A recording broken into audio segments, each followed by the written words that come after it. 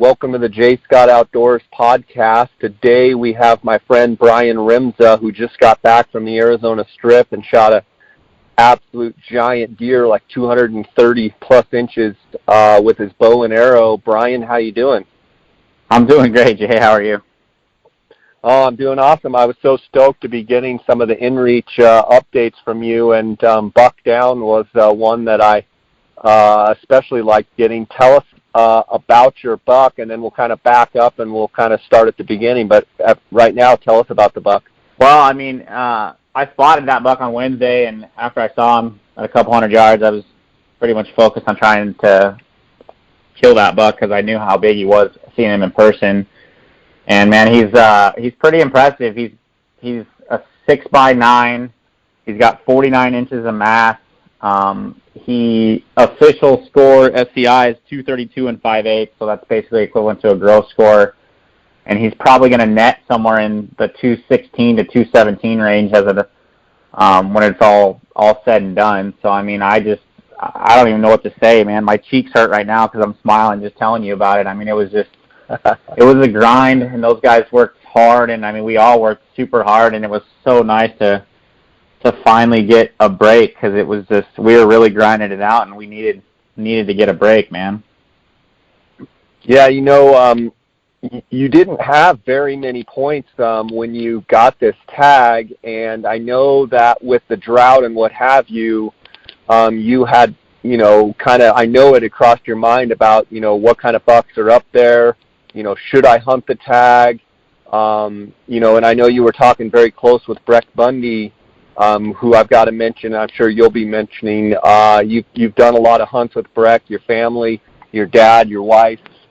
We've all been up there in camp with Breck and had just unreal times. But talk a little bit about, drawing the tag and, on a drought year like this, kind of what you were thinking, and then the flip side of that is coming out of there with a 232 buck. It's got to exceed your wildest dreams on a year like this. Yeah, I mean, I was fortunate because I only drew the tag with 8 points, so I'm at a point where there's no point. I was never turning the tag back in. I mean, there's no benefit for me to that. I'm going to be hunting bigger deer than regardless of any mule deer I've ever hunted anywhere else. And, I'm a pretty diehard whitetail hunter, so I hadn't harvested a whole lot of big mule deer by any means. And so it made the decision for me easy not to even think about turning the tag in, because I'll tell you right now, if I had max or very close to max, I probably would have turned the tag in, and I would have missed out on an opportunity that, I was afforded here on this hunt. So it's, it's a double-edged sword. I know a lot of tags got turned back in, and I don't think it was a bad decision because, there were some truly great bucks around, and I believe I know of 3 bucks over 220, including mine that were harvested so far. And, but there weren't a lot of the 205, the 210, the 215 bucks like you would see on any other year. And some of the bucks had declined, 20 to 30% from just last year alone. Yeah, so going into it, what was the report from Breck overall? Just there's a handful of real good bucks, and then there's that in-between. It's pretty crazy when we're talking about in-between, 195 to 210 type bucks, but is that kind of the report you were getting? Yeah, I mean, going into it, my expectation was, look, I'm going to try and shoot a 200-inch deer. If a 200-inch deer gives me a shot, I'm shooting it. That was kind of my take on it. And the deer were really didn't really seem to blossom until a little bit later, and then Breck and those guys and got out there and put some glass on some deer, and that kind of changed the perspective of a few things, because getting the deer in the glass really, and getting them on, the tines up or videotaping them and things like that, really changes the perspective of how big the deer is, because a trail camera really does not do the buck justice, even on video. We had trail camera video, and I'll post it here in a couple of days, that was from Clay Bundy and Talon Bundy of the buck I killed, and he looked big, don't get me wrong, but we had no idea that he had that kind of mass, and we had no idea that he would score 230. When I saw him on Wednesday, I knew he was big, and I told Breck he's every bit of 220, and he might push 230. So, I mean, it's just, you really got to lay your eyes on those deer because sometimes they just blow you away compared to what the trail camera video or the pictures show. Yeah, I mean, that's a tip for guys out there. I mean, wouldn't you say with your experience, Brian, that, those trail camera photos can be deceiving? And it seems like, to me, in most cases, the trail camera photos shrink those animals up. I mean, I've seen a few cases where maybe that doesn't play in, but overall, you don't get a sense of the mass. You don't, it seems like the trail camera photos shrink things up. Just curious your thoughts on that and maybe what you've heard Breck and those guys say as well. I mean, I'm under the impression that basically, those deer in a trail camera picture or video are always going to look smaller. And I mean, I don't know. I would say kind of roughly somewhere around 3 to 5% smaller than what they truly are. But it's hard, it just depends on the angle you get. But man, my experience with trail cameras and those guys' experience is that the animal never looks as big as it truly is. Yeah, I'm kind of dealing with that out here on the Ospix Ranch. I've been running a big string of trail cameras on private land here and, seeing some of these bucks and some of these bulls, and then I see them in person. I'm like, whoa, they're quite a bit bigger than some of the impression I get on the trail cam. One thing I thought I'd mention, too, is, in my opinion, when you get video, that's when you can really break down when an animal's, when you get a head-on side and a back view, and you can kind of get that animal moving, you can get the relationship with the body and what have you, whereas you could just get one front-on photo and, either an elk or sheep or deer or what have you looks big. Don't you agree that video is key when you're trying to evaluate animals? Yeah, it's really beneficial. And now with trail cameras having video, I mean, that's extremely helpful too because, those 4K cameras are incredible, and the video just gives you a much better look at different angles, and when they move their head one direction or another, it just gives you something that you can't get from a still image. And it also helps to have a few other animals in the picture. Definitely makes a big difference there. Yeah, so you can judge body size, and if you're dealing with a big-bodied buck or a small-bodied buck, that makes a huge difference. Right. Let's talk about your strategy for this buck. Once you saw him, if I remember from prior conversations, I believe you saw the buck you were just still hunting. Talk a little bit about, seeing the buck and then how your strategy to get the buck and how it all unfolded. Well, when I went up Wednesday before the hunt, and that Wednesday morning, it rained a lot. I mean, the strip was a muddy mess, and some of the country, like Wolf Hole Valley, was just a lake of water. And so obviously that changes the dynamics because, I mean, water's an effective way to hunt the strip, and having dry, hot weather can be helpful and can make things very successful. So I first started off, I was spot and stalking a buck that we had found, and we had nicknamed him Kickstand, and we thought he was a 215 type deer.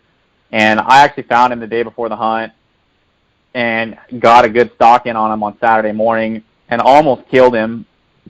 He had got bumped by something else and kind of ran right at me and caught me off guard, and so I wasn't able to get it done. And so I hunted Saturday, the rest of Saturday, Sunday, and Monday, and we were seeing some deer. The mornings were fairly okay because the deer were on their feet for a little while, but the evenings were basically non-existent. I mean, we had a full moon, and it was bright, and so the deer they basically were only on their feet or visible if you were lucky for 45 to 30 minutes, in the evening. So it made that super difficult. Tuesday morning, I glassed up a big deer about 2 miles away, and I was by myself at the time. And I worked over to that deer trying to, I hauled butt over there trying to kind of pinpoint where he was at. And when I got over there, I had a really hard time figuring out where the deer was. So I worked around and took me some time, and I finally ended up driving back, marking a spot and driving back over to where I glassed from, and I figured out where the deer was at. And so I started hunting that spot that night and didn't have any luck, and the next morning I still hunted through there. And I spotted a real solid 4-point buck that we knew about that had a couple of little baby droppers on one side. He's a 200-inch deer, and I was like, okay, I'll give this deer a shot. He's in a good spot. and I was making a move on that deer. And, I mean, I'm thinking this deer's dead. I got the wind right. The sun's at my back. He's in a country that's not too thick, but thick enough for me. And I'm about 120 yards from the deer I'm after, and I look to my right, and about 150 yards away, I see in a sage flat, I see just horns sticking up above the sage looking at me. And I put up the glasses, and I was just floored at what I was seeing. The buck was just absolutely ginormous. And he watched me and I watched him for a good 10 minutes, and out walked behind him was a buck that we had seen. And, you know, the buck that was with him was pretty darn impressive of a deer in itself, but standing next to the buck I killed, it didn't even look like a big deer. And so that really got my heart pumping, and I pretty much forgot about that 4-point that I was initially interested in. And now it was just a matter of trying to figure out how I was going to kill that big deer. So things had started to dry out a little bit, and it was getting hot. And, you know, I'm an opportunist, and I like to take whatever opportunity I can, you know, to make it happen. And I would say I'm more on the patient side than aggressive side when it comes to hunting. So sometimes maybe I should be a little more aggressive, and, you know, that thought runs through my mind, but I tend to do better when I'm a little more patient. So this buck that I was after, along with several of the other bucks, were really close to a dirt pond, and that pond was drying up, and some of the ponds around it had dried up. And, you know, I had cameras, or actually I didn't have cameras, but Clay and Talon have some cameras on there, because Breck works with Clay and Talon to kind of run some of the different cameras so they can work together, because the strip is so large. And, you know, the cameras really didn't show much, but I knew all the deer were kind of congregated in that area. So I made the decision to put a blind up on the water, and it was a tough spot because you couldn't put the blind. The closest I could get the blind to the water initially was 57 yards, and it was kind of at a junction point with, 4 roads converging together. So I knew I was going to have some issues with people driving by and stuff like that. But I just figured that hopefully if they're hunting during prime time, you know, I'll have some available opportunities without people, you know, all over me. So I put the blind up, and I got in there, and I sat that evening and didn't have a whole lot of activity, and I had several vehicles come by, and it was a little frustrating, just because one of the other ways to be very successful on the strip is honestly to road hunt, and it works. And if you know where the deer are at, you can be pretty successful at it. It's just not something I've ever been, I guess, good at. I've never really done it. And so, you know, you get people that do work those roads, and it's successful, and I can't knock, you know, how well it works, because I'm just absolutely amazed at how well it works. But, you know, I opted to keep sitting there and keep kind of grinding it out. And after the first night I sat was Wednesday night, and then I sat on Thursday, and I had a couple of bucks come in, nothing that was big. And I was checking the camera every day, and I knew that nothing was hitting the water at night. At least it wasn't showing on the camera. So I kind of felt like I still had a solid opportunity, because, you know, the cameras weren't showing a whole lot on there. So on Friday morning... Hang on for just a second, Brian. When you say that they weren't showing many bucks, a lot of guys would think that means, you know, this isn't a good spot. What you're saying is you felt like because there weren't pictures, you felt like those bucks needed the water there, but they just hadn't. So any second or any day now that they were going to hit. Is that what you were thinking? Yeah, and I mean, based on talking to Breck and his guys, you know, those strip deer are pretty amazing when it comes to being resilient and going without water and things like that. So, I mean, I felt like that if I was sitting anywhere else in the state or the places that I was familiar with, that I would have had deer pouring into the water based on how hot it was. And from the day I started sitting to the day I killed the buck, I think it was 4 days. And my initial shot when I first set up was 57 yards. And when I shot my deer, he was at the closest edge of the water that used to be 57 yards, and it was now 63. So, I mean, the water was receding rapidly. Gotcha. So, I think we were at Friday morning, I think. Yeah, Friday morning I saw one of the other crews in there, and they had rolled past me, and I got word that they had killed a big deer. And I'll be honest with you, I knew they were in that area, and I knew they were hunting the same deer, and I knew they knew exactly what they were doing. And I was pretty defeated, man. I was really tore up because it was like, man, I felt like I had worked hard, and my number just hadn't been called, and I felt like they had likely killed the deer I was after. And so it was tough, man. And I think this was 9 days in, after being in there for 9 days, and beating yourself up and feeling like, you're going to get an opportunity. I mean, my experience in hunting is, and if I give it my all for about 5 to 7 days, I usually will get an opportunity at whatever I'm trying to hunt. Sometimes it works and sometimes it doesn't, but most of the time it works. And so I was a little beat up, and I was a little bummed, and I ended up driving over to the camp of the guy who had harvested the buck, and super nice guy. It was Nick Munt from TV, from Real Tree Road Trips. I can't say enough about how nice he was. It was cool to meet him. And I actually knocked on his trailer door, and he answered his trailer door. He was taking a nap, and I was like, hey, can I see your buck? And he's like, oh, it's already gone, because, the deer in velvet, so they're trying to preserve the horns. But he did show me pictures. And I'll tell you what, if there's a turning point in the hunt for me, seeing the pictures of his deer, I was super happy that he killed a big deer. That's awesome, and those guys worked hard. But when I saw the picture of the deer and realized it wasn't the deer that I was after, man, it gave me, it rejuvenated me for sure, because I knew that I had a chance at the deer I was after. Go ahead, Jay. Yeah, so it gave you almost a fresh start. Like I can just hear in your voice the relief and the sense of, okay, I'm still in the game. Yeah, and my wife was super good about it, because I would text her with the inReach, and she could tell that I was pretty dejected when I heard they had killed, because I thought they had killed the deer I was after, and when it turned out it wasn't the deer I was after, it gave me new life, man. And so I ended up telling him congrats, checking out the pictures. Nick killed an incredible deer for a non-resident. The odds of him drawing the tag were just unreal, and he did a great job. And Mossback, Arizona, and Chad Woodruff put him on a great buck. They did an awesome job for him, and he killed a giant. So congrats to those guys. So after that, I was rejuvenated. I was ready. So I went back and I sat the water that night, didn't have any luck. So Saturday morning comes around, and I get in the blind, and there's a lot less traffic rolling around because a lot of people are done.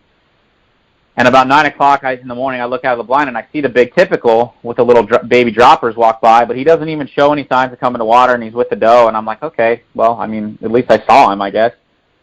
So that night I get in the blind, and I'm sitting there, and it's getting down to movement time, 6:45-ish, when the deer start to move, and 7 o'clock, and I look up, and I see a deer walking toward the water, and I can tell he's a buck. And so I put up my binos, and I look, and it's him.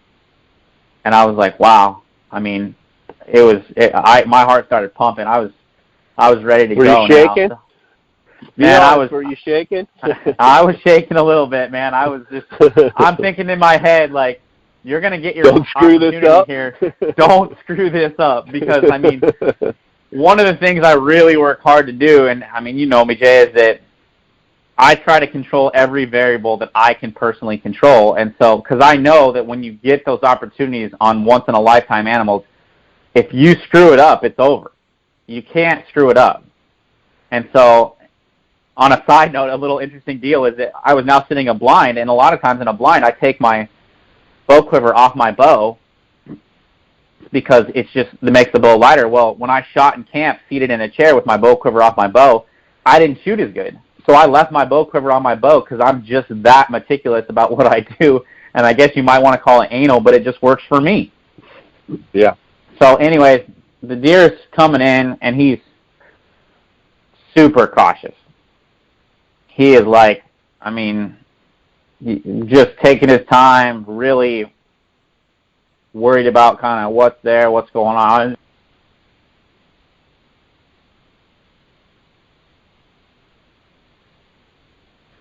Sorry about that, Jay.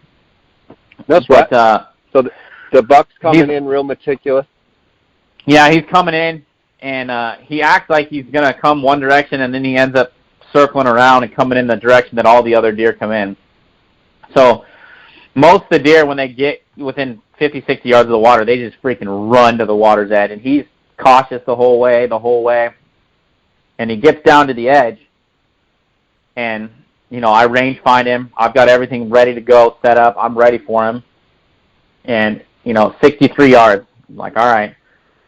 So he puts his head down and commits to drink, and I get the full draw. I find my 60-yard pin, and it's dusky now. It's getting down toward last light, and I find my pin. I'm in a blind, so it's obviously darker in the blind. I get my pin. I put it on the buck behind the shoulder, and I turn it loose, and the buck just explodes out of there, and I have no idea whether I hit him, whether I missed. I don't even know, what happened.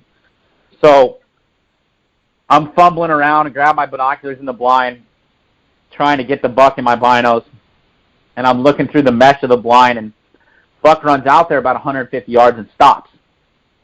And he's standing in a sage flat, and all I can see is his nose and above. So I can see his nose, his eyes, his ears, and his horns, and I can't see any part of his body or anything else. So I'm thinking, man, did I hit him or not? So I'm sitting there just watching him, and I remember thinking, well, sometimes he kind of drops his head a little bit, shows some signs of being hurt, and then sometimes, he'll perk up and his ears are perked up, and I'm just like, man, I don't even know, all these things are running through my mind. I just got this opportunity. Did I make it happen? Did I make it count? And I'm watching him, and it goes by for 10 or 15 minutes, and, now it's getting dark. And so I'm fighting the darkness. I'm looking through the screen of the blind, and my eyes are really straining because you're really trying to see any glimmer of hope. And all of a sudden, I just see a white flash, and the deer's gone. And part of me is like, did he go down, or did he run off? I'm thinking to myself, what happened? And so I take a minute, get myself together. I open the blind. I get out of the blind. I walk down to the edge of the water looking for my arrow. And, it's almost dark, but, I can see everything pretty well without my light on or anything like that.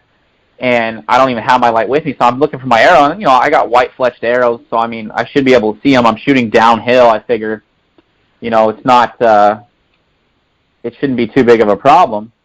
And I can't find my arrow. So I'm like, okay, well, this is a good thing because my arrow should be right here. I was shooting downhill if I missed or if I got a pass through. So, he's probably packing the arrow somewhere.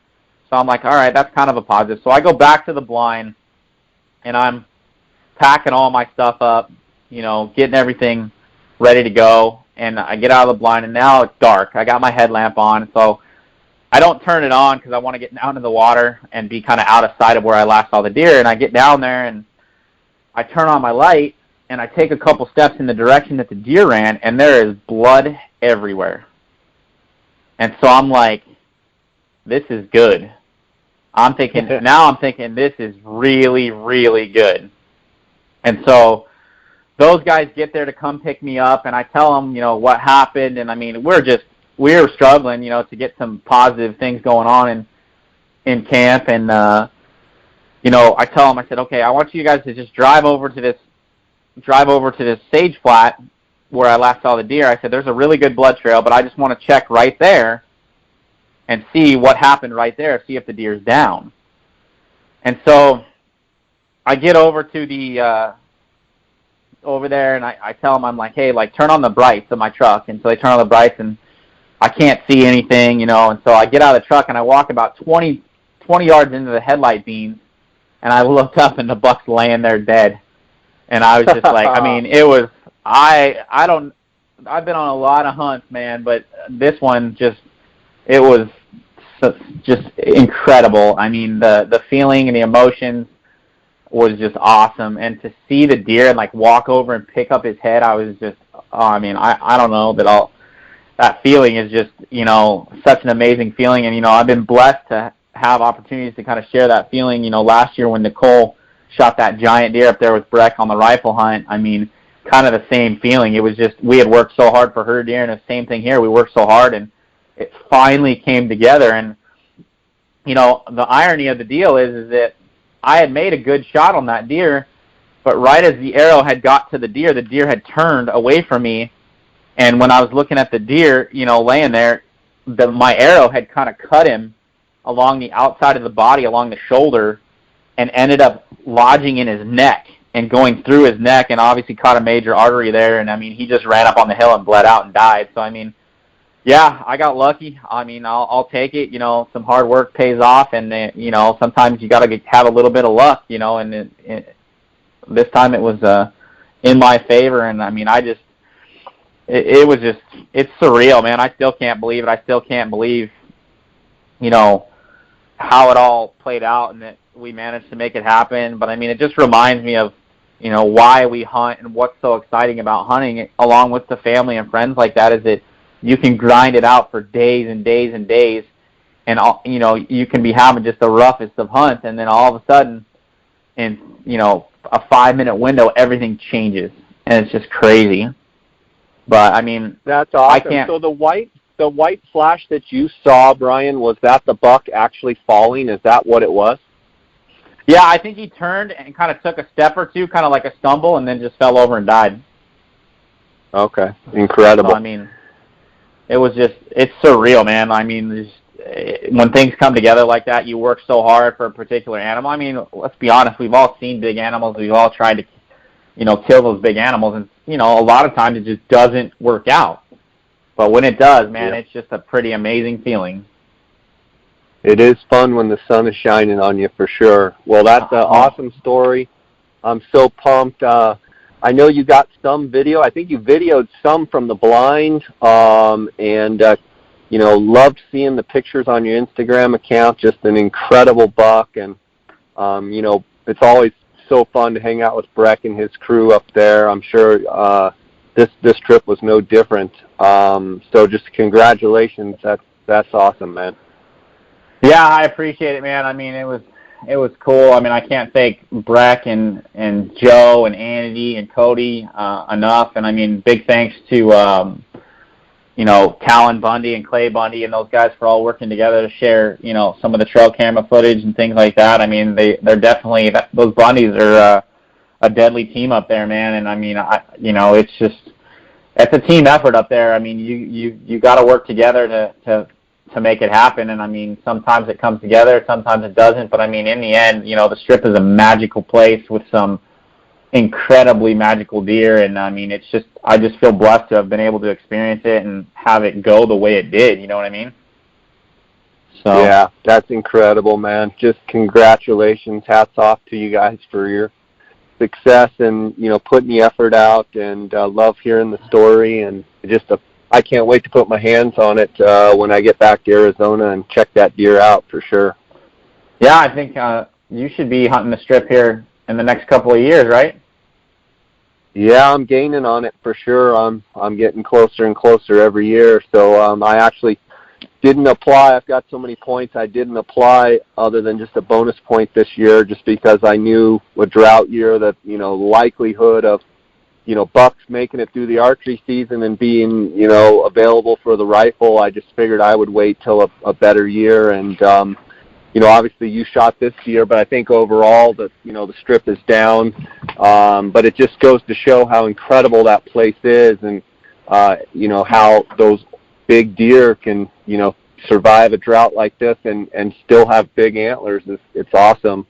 From a on the ground perspective, obviously super dry winter, but, you know, from what I've heard, the monsoon up there has actually been incredible.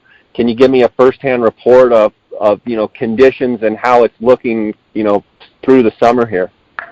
You know, the Strip right now looks amazing. They've been getting hammered with lots and lots of rain, and it looks good. You know, I think if you're someone that's holding the rifle tag in your pocket right now with max points, you know, I think you got a tough decision on your hands. I think that there are going to be some big bucks killed. You know, there's going to be a few 220s, maybe 230, maybe something bigger than that. But there's going to be a lot of guys trying to hunt for those, upper echelon deer because there's just not a lot of them there. From my perspective, I think if I'm a rifle hunter and I had max and knew I was going to draw the tag in the next year, I probably would turn the tag back in. Not to say that you can't go up there and kill a big deer, but you just have to go up there and be reasonable with what you're hunting, because last year on Nicole's rifle hunt and during the archery hunt last year, I mean, it was one of the best years that they've seen on the strip in a long time, and it's nice to be able to pick through a few 215, 220 deer rather than to be hunting one 215, 220 deer that everybody else is hunting also. So, yeah, that's a good point. And, you can turn that tag in to Game and Fish. You can turn it into Outdoor Experience for All to donate it to a kid. But definitely explore your options with that. I think it's a wise choice. I mean, you're given that opportunity to turn those tags in. So if you've got max, I'm telling you, you probably should be looking at maybe turning that tag in. I'm not saying you got to, but if you don't have max, I don't think you have to worry about it. Go hunt, have fun, shoot a 200, 210, 220, and enjoy it. But if you got max, you really got a decision you got to make. Brian, I want to take just a quick second here and thank the sponsors of the show. They are what makes this show possible. I want to thank Go Hunt and the Go Hunt Gear Shop, the optics department. Cody Nelson, who I've just had recently on a podcast, he's the optics manager. If you have any optics needs, give Cody a call at 702-847-8747, extension 2, or email him at cody@gohunt.com. I also want to thank Kuiu Ultralight Hunting for their sponsorship of this podcast, and Canyon Coolers. And if you go to canyoncoolers.com, use the J Scott promo code, you're going to get a 10% discount. Brian, that was an incredible story, fantastic buck. Thanks for coming on and spending time with us. Thanks for giving your updates on the strip and the conditions, and look forward to seeing that buck in person. Thanks, Jay. I appreciate it. Thanks for having me on. All right, buddy. Yep. I look forward to seeing you and the buck. And what do you got? Any other tags or anything on the horizon here for you? My dad's got an Arizona elk hunt coming up, the archery tag, and my wife's got the statewide bear tag. So we've been looking at a couple different options, trying to get her a bear with a bow. And then myself personally, I have a Wyoming elk hunt in the middle of October, so I'll be in the back country there for a few days. Awesome, buddy. Well, God bless, and look forward to seeing that buck. I'll catch you later, okay? Sounds good, Jay. I'll talk to you later.